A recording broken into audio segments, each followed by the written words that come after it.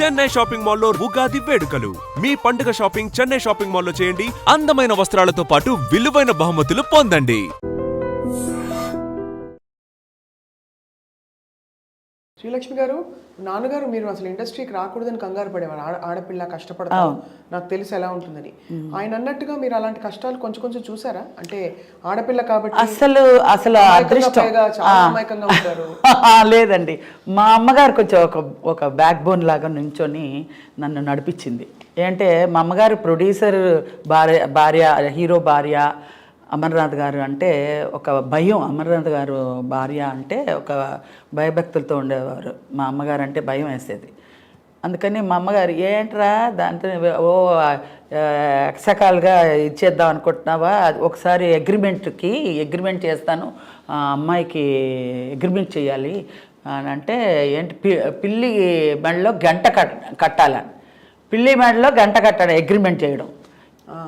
ఇలాంటి ఆశాలన్నీ నీ దగ్గర పెట్టుకో, మా అమ్మాయి దగ్గర ప్రయోగించకు, నాకు తెలుసు ఆ అమ్మాయి ఎంతవరకు తీసుకొస్తాయి, ఎంతవరకు చేయాలి, ఏం చేయాలి అనేది మాకు తెలుసు, నువ్వు నేర్పించి మేము రావాలనే అవసరం లేదు. పెద్ద పెద్ద డైరెక్టర్లు ఎవరో ఒకటి అరా అప్పుడులో వచ్చారు, వచ్చి ఇలాగ మేము అంటే ఒకళ్ళు ఉంటారు కదా, ఏమంటారు వాళ్ళు, ప్రమోటర్స్ లాగా ఉండి చేయిస్తారు, పిఆర్ఓ లాగా. వాళ్ళు మేము ఇంప్రూవ్ చేస్తామమ్మా, అగ్రిమెంట్ వేయండి, 3 ఏళ్ళ వరకు మా కస్టడీలోనే ఉండాలి, మేము తెచ్చిన సినిమాలే చెయ్యాలి, అలా అంతా అడిగేవాళ్ళు. అంటే మా అమ్మగారు దానికి అంతా ఆస్కారం ఇవ్వలేదన్నమాట. అమ్మ చూసుకున్నారు అయితే. అది పర్వాలేదు. మీ తమ్ముడు రాజేష్ గారు మంచి హీరో అయ్యారు. అవును, అతను నేను వచ్చిన తర్వాతే కదండి ఆయన అబ్బాయి అయ్యాడు. సో మిమ్మల్ని చూసి ఇన్స్పైర్ అయ్యారా, లేకపోతే ఆయనకు మొదటి నుంచి ఉండేదా? లేదండి, నాది అసలు పెద్ద క్వశ్చనే కాదు, వాడే మంచి ఆర్టిస్ట్ అసలు, చాలా మంచి ఆర్టిస్ట్. ఆ పైన దూకేమంటే దూకేసేవాడు, అంత బాగా యాక్ట్ చేసేవాడు. అసలు అతను రావాలి, ముందే వెనక అయింది అంతేగాని. ఆనంద భైరవి, 2 జళ్ల సీత, నెలవంక, చాలా మల్లె మొగ్గలు, చాలా పిక్చర్స్ చేశాడు. చాలా ఇన్వాల్వ్మెంట్గా చాలా చక్కగా చేస్తాడు, మంచి పేరు తెచ్చుకున్నాడు. ఏం టైం అలజడి సినిమా భరద్వాజ్ గారికి ఆయన ప్రొడ్యూసర్ సినిమా ఆయనే పదే చెప్తుంటారు. అవును. తమ్ముడితో మరి ఏం అంటే వాడు స్పీడ్గా వచ్చాడు, స్పీడ్గా వెళ్ళిపోయాడు. వాడికి పెళ్ళై 4 పిల్లలు, ఆ పిల్లల్లో ఒక 2 పిల్లలు యాక్సిడెంట్లో పోయారు. అయ్యో, ఎంత కష్టం అండి మీ కుటుంబానికి. నిజంగా మీరు అత్తగా ఎలా భరించారండి బాబాయ్? అంతే, అది దేవుడు అలా తీసుకొచ్చి. ఎందుకు అన్యాయం అంటే మీరు అందరినీ నవ్వించారు కదా, మిమ్మల్ని ఏడిపించడం ఏంటండి? అదే నాకు అర్థం కాలే. అందరినీ నవ్వించగలిగి మా ఇంట్లో ఒక పెద్ద ట్రాజడీ సృష్టించి అందులోంచి నేను బయటకు వచ్చి ఇంతమందిని నవ్వించి అభిమానులు నా పట్ల ఉన్నారంటే అది మామూలు విషయం కాదు. చాలా అదృష్టం చేసుకుని ఉండాలి. ఇప్పుడు మరి అక్కడి నుంచి మీ జర్నీ కొనసాగుతూ తమిళ కన్నడ భాషల్లోకి ఎలా అయింది మీ? అది జనరల్గా స్టార్టింగ్లో నేను హీరోయిన్గా చేశాను. హీరోయిన్గా కన్నడలో ఆనంద భైరవి సైమంటెన్స్గా తీసినప్పుడు అది చేశారు, ఆనంద భైరవి సినిమా. తమిళ్లో 2-3 సినిమాలు హీరోయిన్గా చేశాను.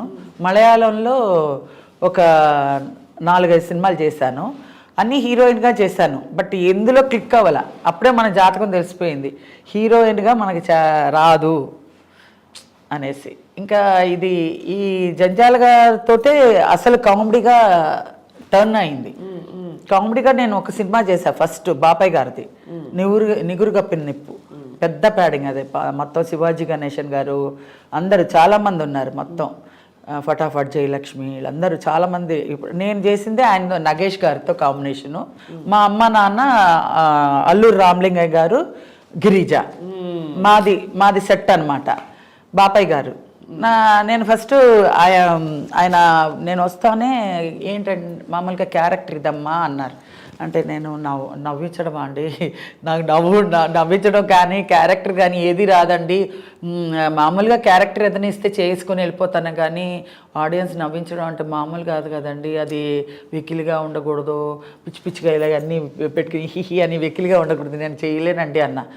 అలా అనకమ్మా, కామెడీ అయినా ఏదైనా సరే పేతాస్ అయినా ఏదైనా సరే విలనిజం ఏదైనా సరే క్యారెక్టర్ ఇచ్చిన తర్వాత చెయ్యను అని చెప్పకూడదు.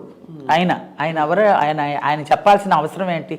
ఆ బాపయ్య గారు అందులో అంత పెద్ద డైరెక్టర్ గారు, ఆయన చెప్పడం అసలు మామూలు విషయం కాదు. అలాంటి ఏ క్యారెక్టర్ అయినా సరే నువ్వు ఎస్ అని చెప్పాలి.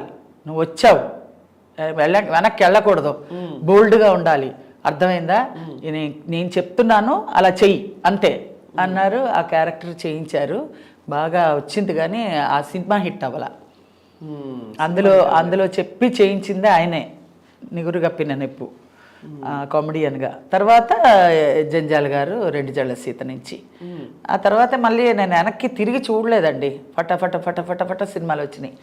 ఏంటి శ్రీవారికి ప్రేమలేక, తర్వాత ఎన్ని సినిమాలు, చాలా ఎన్ని సినిమాలు చేశారండి మొత్తం? ఒక 10 సినిమాలు చేసి ఉంటా. సో మెయిన్ ఆయనే మీకు ఆల్మోస్ట్ మెంటర్ అంటే ఒక. అవును, అది ఆయన ఒక ఇది లేకపోతే ఈరోజు శ్రీలక్ష్మి లేదు. అలా నేనొక్కదాన్నే కాదండి, మా రాజేష్ని నిలబెట్టాడు, చాలా నరేష్ని, ముచ్చర్ల అరుణని, చాలామందిని, పూర్ణిమని, చాలా మందికి లైఫ్ ఇచ్చాడు ఆయన. సుత్తివేలు వీరభద్రరావు జంధ్యాల గారు ఎలా ఉండేవారు? అసలు సీరియస్గా ఉంటాడండి. ఆయన ఏమి చెప్పరు, ఎవరితో మాట్లాడడం నవ్వించడం అని ఏమి ఉండదు. ఆ వర్క్ పరంగా వర్క్ అయిపోయింది అనుకోండి, అందరు ఇలాగ ఫుల్గా అందరు కూర్చోబెడతారు, అందరితో జోయిల్గా మాట్లాడిస్తాడు. ఎవరైనా కొత్తగా వేషానికి వచ్చారనుకో వాళ్ళ ఆట పట్టిస్తాడు. ఇంకా ఆయన ట్రాలీ వేయండిరా, ఉత్తినే అలా యాక్ట్ చెయ్యి, బరబర తిప్పండి. గోపాలరెడ్డి గారు అందరూ కెమెరా యాక్ట్ చేస్తుంది, చెయ్యి అనేవాళ్ళు. వాళ్ళ ఇష్టానికి వాళ్ళ ఇన్వాల్వ్మెంట్లో వాళ్ళు నటించేసేవాళ్ళు. సార్ నాకు ఒక వేషం ఇవ్వండి సార్, రేపు వచ్చేనా అంటే అని అంటారు వాళ్ళు. అంత అలాంటి క్యారెక్టర్స్ వైజాగ్లో చాలామంది ఉన్నారు. వాళ్ళందరినీ పెట్టుకొని ఆ రోజంతా కాలక్షేపం చేస్తారనమాట. అలా జోయల్గా ఉండేవారు. కానీ వర్క్ పరంగా టేక్ అయింది, ఇది బాగా చేసావని కూడా చెప్పరు. ఇలా పెట్టుకుని చేస్తారు. అయిపోయింది అనగానే కట్ అనేసి ఈ తుండి ఇలా వేసుకుని వెళ్ళిపోతారనమాట. ఏంటి బాగా చేశానా, ఏమైంది, టేకా కాదా అనుకుంటూ వెళ్తూ ఉంటాను. కెమెరా వెళ్ళిపోయింది కదా రా అనేవారు. ఇలాగే ఈవీవి సత్యనారాయణ నన్ను ఆట పట్టించేవాడు. ఏంటంటే అన్నీ ఇలాగే ఉంటాను కదా, అందుకని నేను కూడా ఒక ఆర్టిస్ట్గా ఒక ఇమేజ్, ఒక బందాగా ఉండాలి. అది ఎంత మనకేం తెలీదు, అసలు ఏం లేదు. నేను యాక్ట్ చేస్తున్నాను అంతే, పరిగెట్టడం, ఎక్కడ పడితే అక్కడ వాళ్ళు చెప్పడం చేయడం, అలాగే జోయల్గా జరిగిపోయిందండి. ఈరోజు ఒక క్యారెక్టర్కి ఇంత కష్టపడతారా, ఇంత కష్టంగా ఉందా, నేను ఎలాగ చేశానో నాకే తెలీదు. అన్ని సినిమాలు ఒక రోజుకి 3 క్యారెక్టర్స్ చేసుకుంటూ వెళ్ళిపోయాను. అసలు నిజంగా నేను ఎలా చేశాను అనేది నాకు బెరకిల్ అనమాట. నాన్నగారు ఇంత గర్వపడి ఉంటారు పైనుంచి చూసి కదా. రాజేష్ని కానీ నన్ను కానీ చాలా సంతోషపడేవారు. ఏంటంటే ఆయన పేరు చెడగొట్టకుండా మేము నిలబెట్టుకొని ఈరోజు ఇండస్ట్రీలో శ్రీలక్ష్మి రాజేష్ అంటే మంచి పేరు. అది కాకుండా రాజేష్ కూతురు కూడా ఇప్పుడు ఐశ్వర్య రాజేష్, ఆ అమ్మాయి కూడా మంచి పేరు తెచ్చుకుంది. ఇండస్ట్రీలో పేరు తెచ్చుకోవడం డబ్బు సంపాదించే అంత ముఖ్యమైన విషయం కాదు, పేరు తెచ్చుకోవడమే పెద్ద విషయం. అది తెచ్చుకున్నామంటే ఆ అభిమానాలు, ప్రేమ, ఆదరణ పొందామంటే అది అదృష్టం, అది పూర్వజన్మ సుకృతం అనుకోవాలి. మంచి డైరెక్టర్లు దొరకడం, అవును, ఫ్యూచర్ ఏంటి అనేది ఇది దేవుడిచ్చే బోనస్ అండి. దీని గురించి మనం పెద్ద ఆలోచించక్కర్లా.